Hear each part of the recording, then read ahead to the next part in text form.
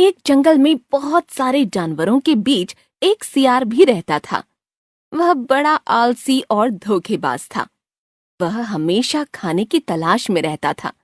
यदि उसे खाना आसानी से नहीं मिलता तो वह धोखा देने से भी बाज नहीं आता था। कभी कभी खाना चुरा भी लेता था। एक दिन वह भोजन की तलाश में जंगल में भटक रहा था, लेकिन उसकी दाल नहीं गली। इसलिए उसने गांव जाने की गली पकड़ ली। वह गांव के पास पहुंच तो गया, लेकिन वहां दिन में कई लोग आ जा रहे थे। वह जानता था कि अगर किसी आदमी ने उसे देख लिया तो डंडे से मार मार कर उसकी जान ही ले लेंगे। उसे एक बकरी का बच्चा नजर आया तो उसके मुंह में पानी आ गया। वह धीरे धीरे उसकी तरफ बढ़ने लगा। इसी बीच उसकी नजर एक शिकारी कुत्ते पर पड़ गई। अरे बाप रे, ये कुत्ता तो बड़ा खतरनाक दिख रहा है। भूख नहीं मिटी कोई बात नहीं, जान बची रहेगी तो खाने का इंतजाम बाद में भी हो जाएगा।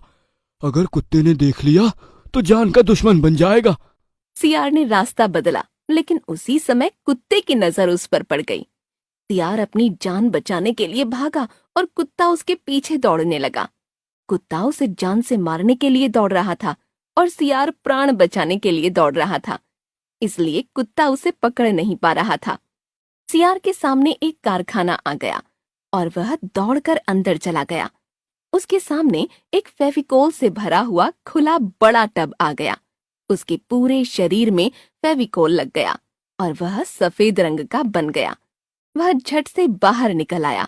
कुत्ता उसके सामने था, लेकिन पहचान नहीं पाया। इसी बीच एक आदमी डंडा लेकर सियार को मारने के लिए दौड़ा तो वह फिर भाग खड़ा हुआ। भागते हुए सामने एक गद्दा तकिया बनाने का कारखाना आ गया। सियार उसके अंदर चला गया और अपने आप को बचाने के लिए धुनी हुई बहुत सारी रुई में कूद पड़ा। बहुत सारी रुई यानी कपास उसके शरीर में चिपक गई। पूरे शरीर में रुई के चिपकने के कारण वह सियार बड़ा अजीब और भयंकर दिखने लगा। वह जब वहां से बाहर निकला तो कुछ कुत्ते उसे देखकर डर गए और भागने लगे। उन्होंने उसे भूत समझ लिया था।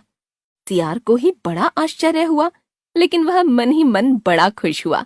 उसने जाकर कुत्तों का बचा हुआ खाना खा लिया और उसकी जान में जान आई। वह जंगल की तरफ चल पड़ा।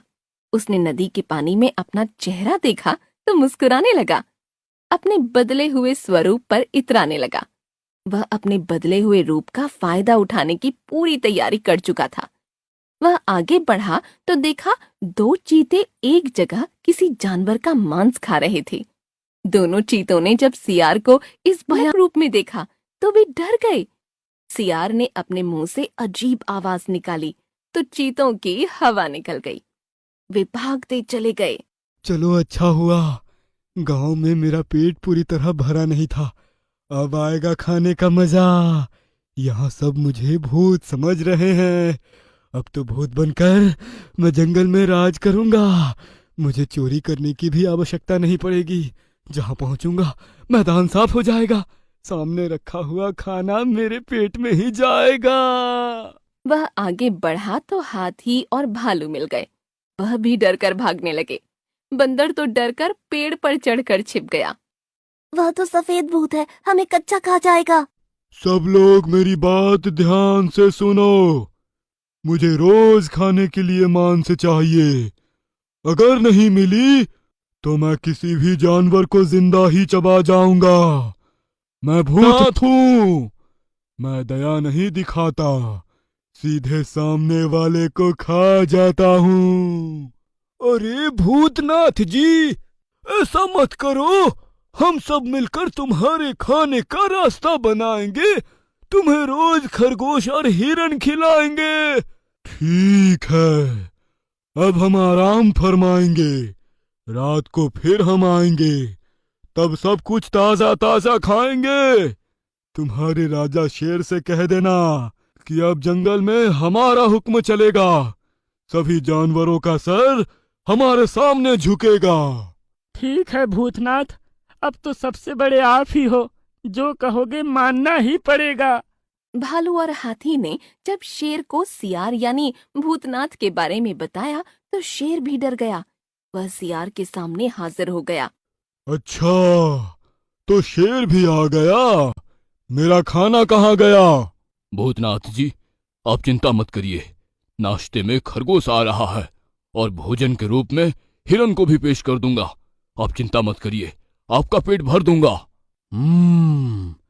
अच्छी बात है। मेरा पेट भरना चाहिए। खाना कहीं से भी लाइए। एक बंदर एक चतुर खरगोश को लेकर आ गया। अरे, इतने छोटे खरगोश को लाए हो? नाश्ते में मजा नहीं आएगा। अरे भूतनाथ जी, यह खरगोश तो बच्चा है, खाने के काम नहीं आएगा, लेकिन हमें तंदुरुस्त खरगोश के पास लेकर जाएगा। बस नदी पार कर लीजिए और मनपसंद खरगोश का नाश्ता कीजिए। उसी समय शेर, हाथी, भालू और दूसरे जानवर भी इकट्ठा हो गए। बंदर और खरगोश ने अपने साथ सियार को नाव पर बिठा दिया। नदी में जैसे ही नाव बढ़ने लगी थी, बंदर ने सियार को धक्का मारकर पानी में गिरा दिया। पानी में गिरते ही सियार के शरीर पर चिपकी हुई रुई पानी में घुल गई। उसका सियार के आकार वाला शरीर साफ नजर आने लगा। यह भूतनाथ नहीं, सियार है। हमें धोखा देकर अपना उल्लू सीधा कर रहा है। मुझे रुई की अच्छी पहचान है। मैंने बंदर भैया को समझा दिया था कि दाल में काला है। यह सियार धोखे वाला है। शेर, हाथी और भालू धोखेबाज सियार पर टूट पड़े और मार मार कर उसका भुर्ता बना दिया। आलस और धोखेबाजी के कारण सियार ने गलत कदम उठाया और उसकी इसी गलती ने उसे खूब पिटवाया। इसलिए आलस का सदैव त्याग करना चाहिए और कभी किसी को धोखा नहीं देना चाहिए।